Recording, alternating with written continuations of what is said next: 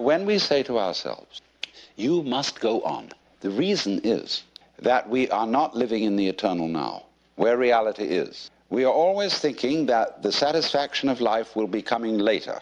Don't kid yourself. Only suckers put hope in the future. There isn't much of a future. You're going to die. Therefore, this hope for the future is a hoax. It's a perfect hoax. Because you're not fully alive now, you think maybe someday you will be. Look, supposing I ask you, what did you do yesterday? Most people will say, well, I got up at 7:30 and I brushed my teeth and I read the newspaper over a cup of coffee, and then I looked at the clock and dressed and got in the car and drove downtown and did this and that in the office and so on, and you go on and on and on, and you suddenly discover that what you've described has absolutely nothing to do with what happened. You've described a scraggly, skeletal, fleshless list of abstraction, whereas if you were actually aware of what went on, you could never describe, because nature is multidimensional, language is linear. Language is scrawny, and therefore if you identify the world as it is with the way the world is described, it's as if you were trying to eat dollar bills and expect a nutritious diet, or eat numbers. A lot of people eat numbers. People play the stock market. They're doing nothing but eating numbers. And they're always unhappy, absolutely miserable, because they never get anything.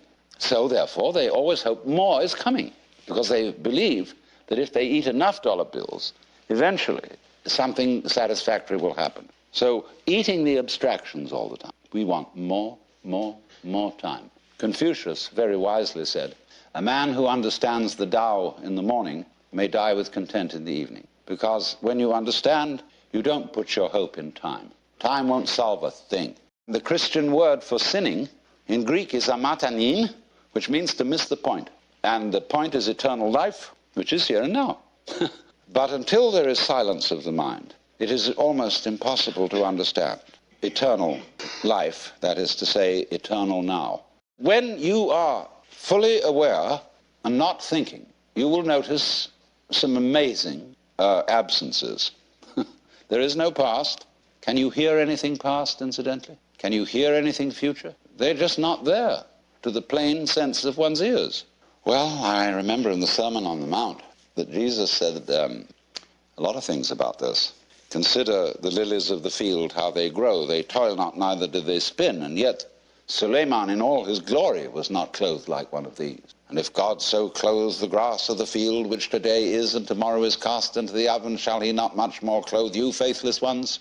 Wow. So do not worry about tomorrow, saying, what shall we eat, what shall we drink, or how shall we clothe ourselves? Oh, the rabble seeks after these things. Sufficient to the day is the worry of it. Nobody ever preaches a sermon on that text. I've heard lots of sermons, and never one on that one, because people say, look, that's all very well, because Jesus was the boss's son. and he knew, you see, that he was really in charge of the universe, and he'd nothing to worry about. But we have to be practical. Oh, what do you suppose the gospel was? The good news. Do you know it never got out? You too are the boss's son. That was the gospel. Lots of people in India know that perfectly well. They have a delayed action on it. When you get to be a certain age, and after you've studied long enough with a certain guru, then, and then only, may you realize this. But until then, it's still a no-no. But if you've put in the time, they finally let you in. Here you have to wait until you're dead.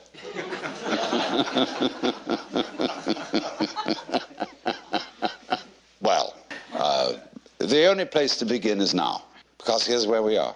So why put it off? A lot of people say, well, I'm not ready. What do you mean you're not ready? What do you have to be ready? Well, I'm not good enough, because I'm neurotic. I'm perhaps not old enough, not mature enough for such knowledge. I still am frightened of pain, and of course I'd have to overcome that. I'm still dependent on material things. I have to, eat a lot and drink a lot and sex around and all that kind of thing. And I think that I better get all that under control first. Oh? You mean you've got a case of spiritual pride? You want to be able to congratulate yourself for having gone through the discipline which is rewarded with realization. That is trying to quench fire with fire.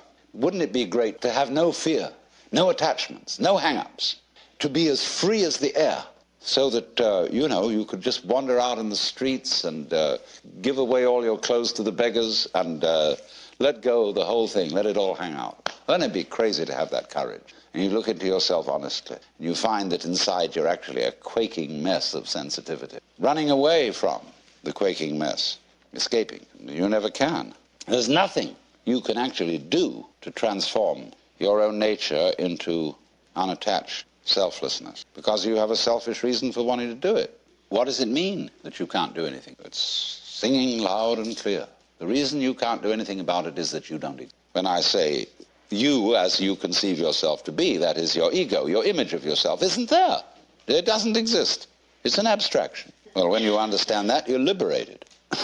There's the happening, the suchness. Yes, sure, you bet. But it's not pushing you around because there's no you to be pushed around. In other words, there's no billiard ball on the end of the queue.